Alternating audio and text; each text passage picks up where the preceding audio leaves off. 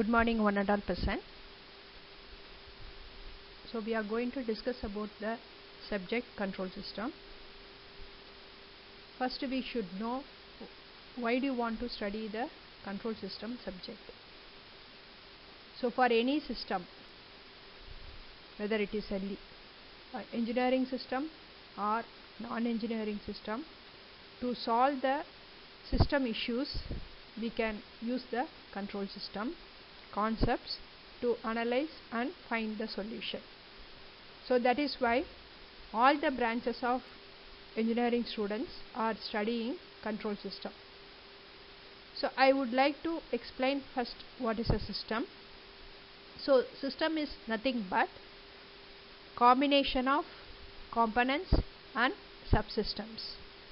So all together it is acting as a system and it is performing some work. For the given input, the system is giving a actual output of the system. So when you are saying a control system, so you are applying a control system concept to the system and we are trying to get an expected output from the system. So then only we can use this type of systems for our applications, because nowadays accurate system is very important in all the aspects. If you are saying an computer side, or if you are saying an electrical side, or if you are saying an electronic side, any engineering side, so accurate system is preferable. Since we are having nowadays all the systems are automated system, from all the subsystems and systems you should have an accurate output. So then only you can have high quality system. Any machine, anything if you take, you can able to get a high quality of output from the system. Next, we will see why do you want to have a control system. To check the performance of the system, we need to use a concept of control system. And if you are getting an output which is not your expected output, means you have to improve the performance of the system by changing the system parameters. So that can be done by using a control system concept. Next, you have to check the output, whether your actual output is equal to the expected value or not. That is, we are mainly concentrating on improving a system accuracy. So for that also you need to use a control system concept. And finally you have to check the stability of the system. So when you are saying a stability of the system, you have to see to that after designing a system, theoretically you have to analyze whether the designed system is stable or not. So when you are saying a stability, you can classify the stability into three types. One is absolute stable system, and second marginally stable or limitedly stable system, or unstable system. If it is absolute stable system, means it is well and good, you need not do any modification in the system. You have to concentrate the remaining parameter, like you have to see what is an accuracy and how long the system is taking to reach its final value, what is the time duration of a transient, and what is the time duration to reach a steady state. So all those things you can concentrate if you are saying it is a stable system. But if you are saying the system is an marginally stable, you have to see or you have to change the parameters of the system. That is, you have to add the poles or remove the poles to change the stability of the system, or you have to change the location of poles and zeros. So by changing a location of poles and zeros, you can able to change the condition of the system from the marginally stable system to stable system. So that you have to find out by using a concept of control system after designing an actual system. And third one, you have to concentrate on the unstable system. That is, when you are saying an unstable system, so when time t tends to infinity, if you are analyzing a system, the system is unstable.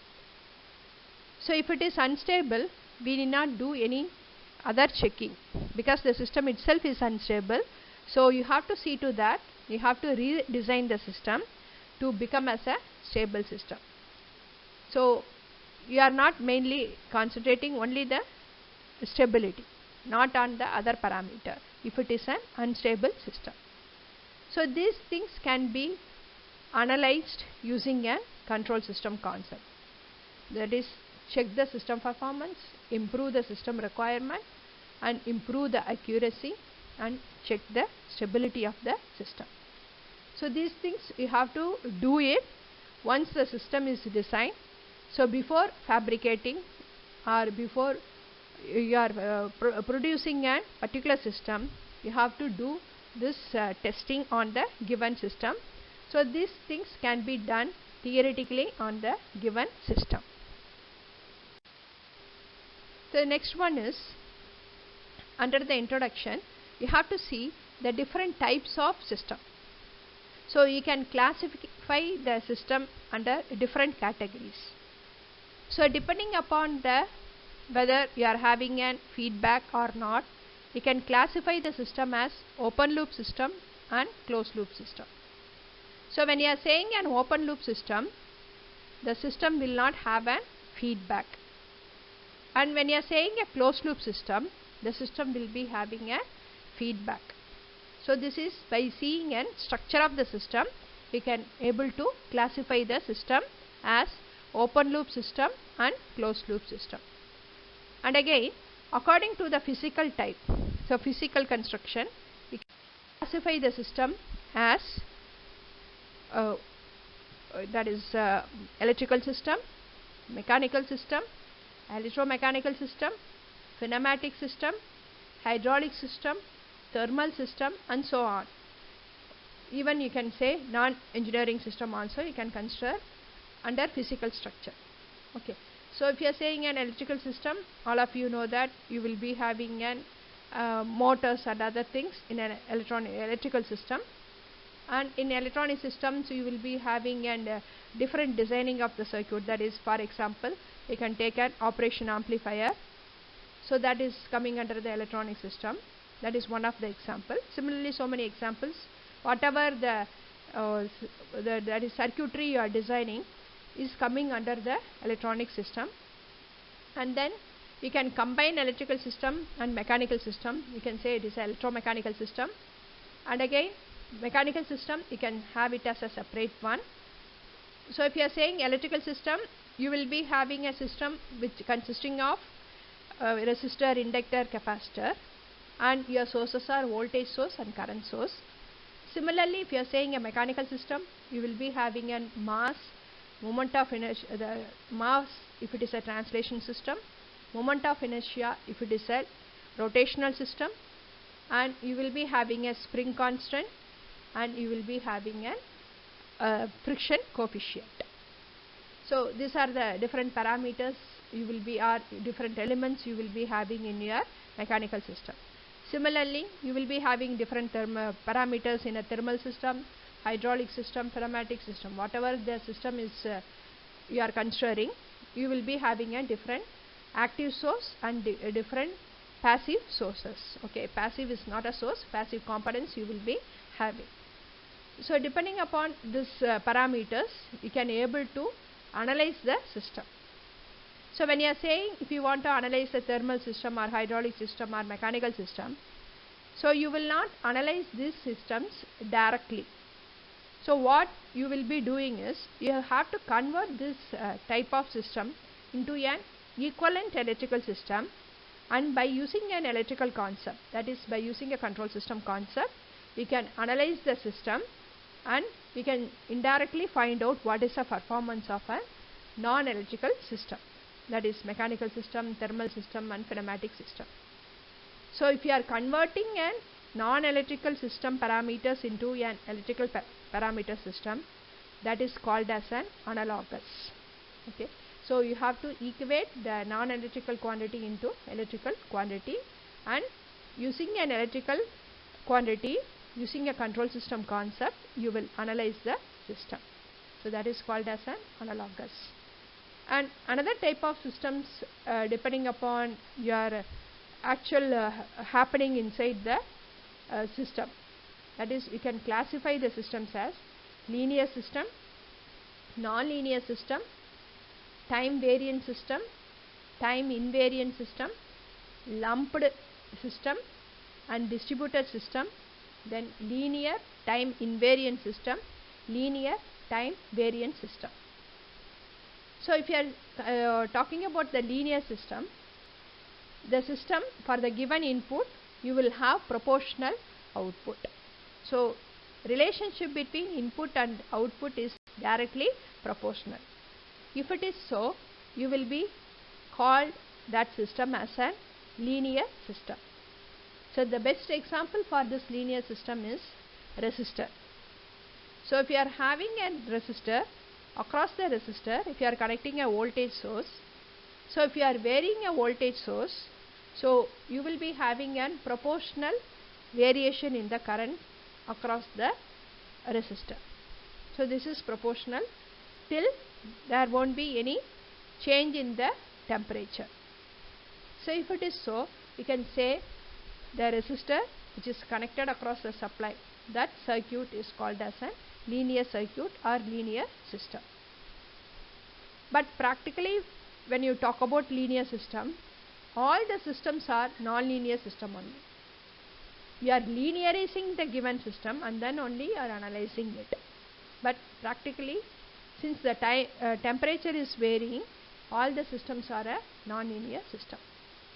So when you will call it as a non-linear system, so if you are not having a direct relationship between linear system, that is input and output, you will name it as a non-linear system. So if you are giving an input as 5 volts, output you have to get 5 amps. If it is not, you will say it as a non-linear system. And again, you will be having a time invariant system, that is, all the passive elements like resistor, inductor and capacitors are not changing with respect to time, means you will say it is a time invariant system. If it is a time variant system, means resistor, inductor and capacitor, all the passive elements will be varying with respect to time. So when time increases, the value of R, value of L, value of C are changing. So that is called as a time variant system. And next one is a lumped system and distributed system. So if you are having a circuit within a small area, for example, if you are considering a resistor which is used in the laboratory, so that resistor is called as a lumped system, because it has within the prescribed area you are having a value. So such type of system is called as a lumped system. When you are saying a distributed system, the distributed system is like a transmission line. So if you are saying a transmission line, you are having a particular length, you are having a wire which is having a resistor. So that type of system is called as a distributed system. And again, you are having another type as a linear time invariant system, that is linear system and your all the passive elements are not varying with respect to time, means that is called as a linear time invariant system. And next one is linear time variant system, that is system is a linear system, but the passive parameters like resistor, inductor and capacitors are varying with respect to time. So again, this whatever I said is the system depending upon its operation is classified. Then if you are saying an open loop system, you are having the system as a stable system and there is no feedback path, and the system is a simple system. You can easily design the system and your accuracy is less. So these are the some of the characteristics of your open loop system. You are not studying a linear time variant system. You are studying linear time invariant system. since here you are studying a linear time invariant system, here you can use the conventional control system to analyze the system. Okay, so this is a general introduction about your control system. Thank you.